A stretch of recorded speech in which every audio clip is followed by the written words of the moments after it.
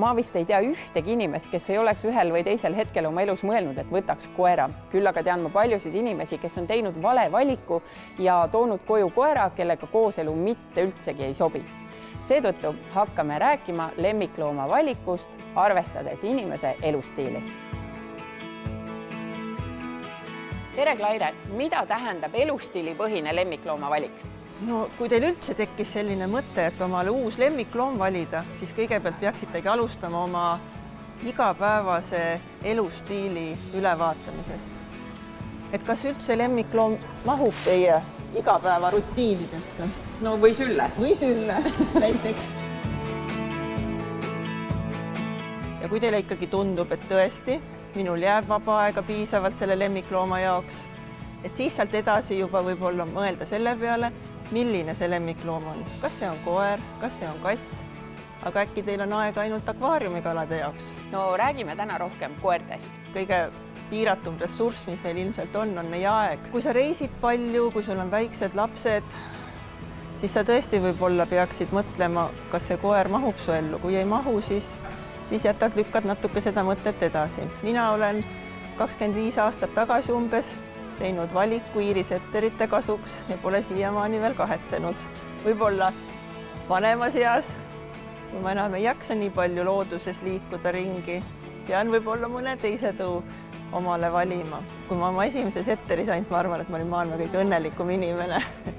Ja nii on see ka siiamaani olnud 25 aastat. Selle mulle on meeldinud liikuda looduses, jalgrattaga suusatamas käia ja nad on nagu head kaaslased mulle. Koeratõuge on ju maailmas sadu ja sadu.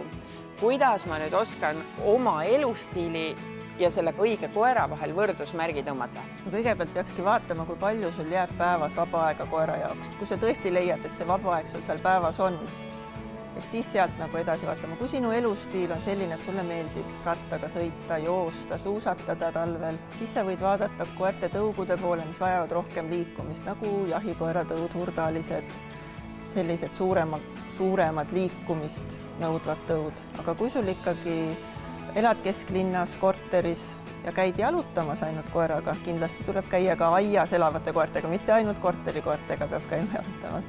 Et siis võib olla mõni väiksem, rahulikum ja väiksema energiavajadusega koer. Kuidas on lugu perekondadega, kus on väikesed lapsed? Väga paljud võtavad, et laps kasvab koos koeraga. Kas see on õige mõte? Kui teil juba lapsed on peres, siis võib-olla esimese asjana, et ei juhtuks koertele kurba tagasilööki, et lastel ei oleks allergiat. Võib-olla käia korraks perearsti juurest läbi, võib käia külas peredes, kus on koerad, kassid, et vaadata, et lapsel ei tekiks allergilist reaktsiooni. Kui kõik on okei sellega, siis kui teil on lapsed nagu väga väiksed alles, siis võib-olla selline suur ja rõõmus koeratõug. Ta lihtsalt oma energiaga vahest lükkab selle lapse joostes ümber, et nad saavad hakkama küll, ei ole hullu, kõik lapsed on üles kasvanud ka suurte koerte tõugudega, aga võib-olla siis pisem koer, väiksem, et lapsed saaksid esimese eduelamuse koos koeraga kasvades. Tänapäeva inimene reisib väga palju. Kui minu aastas on ikkagi paar puhkusereisi, kas ma siis üldse peaksin omale koera koju võtma? Sa pead oma tagala kindlustama. Aga kui su koer kaalub vähem kui 7 kilo, siis sa saad ta lennukisalongi võtta. Või siis, kui sa reisid niimoodi, et sa tahad koera kaasa võtta, on ka selleks võimalused.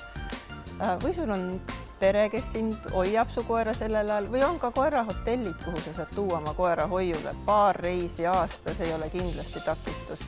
Aga sa pead ennem selle läbi mõtlema, kui sul mitte kuskile selleks nädalaks ei ole koera panna, siis tõesti on see üksi ju jätta ei saa. Tegelikult, kui sa omale looma võtad, siis kogu su päevaplaan ja su mõte liigubki kogu aeg seda pidi, et mida ma saan teha niimoodi, et ma saan oma koerad oma plaanidesse kaasata. Kas siis võib kokkuvõtteks öelda, et tegelikult elustiilipõhine lemmiklooma valik tähendab seda, et sa võtad ette ühe korraliku peeglisse vaatamise, võib-olla isegi kirjutad lahti oma päevaplaani ja reaalselt mõtled läbi, kuidas sa elad?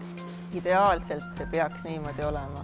Sa pead kõigile ette tulevatele juhustele, mis võivad elus ette tulla, nagu ette mõtlema, et kuidas ma saan nendega hakkama siis, kui mul on koer. Sest et siis sa jõuadki võib-olla selle, et väga äkki kass on minu loom.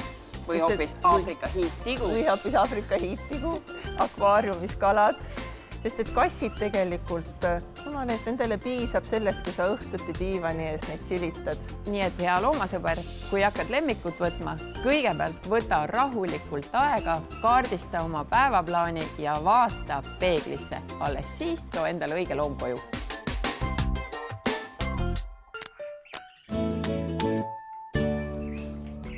Oma elustiilile sobiv lemmik on tegelikult kogu looma rõõmu alus.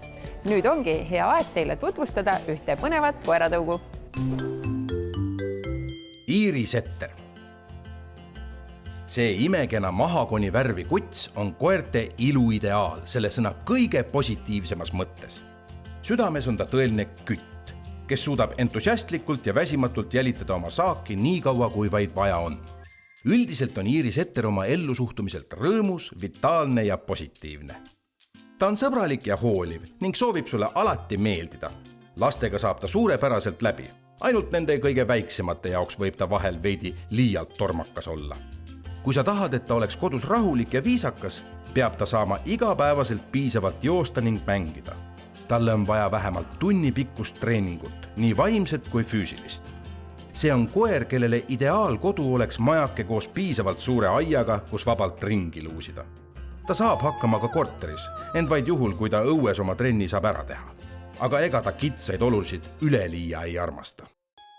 Tore teada, Iiri setterit kasutatakse tihti peale teraapia koertena, näiteks koolides või haiglates, et seal lastele seltsiks olla või näiteks nende lugemist kuulata. Iiri setter, imekena jahimees, kelle elurõõm on lihtsalt nakkav.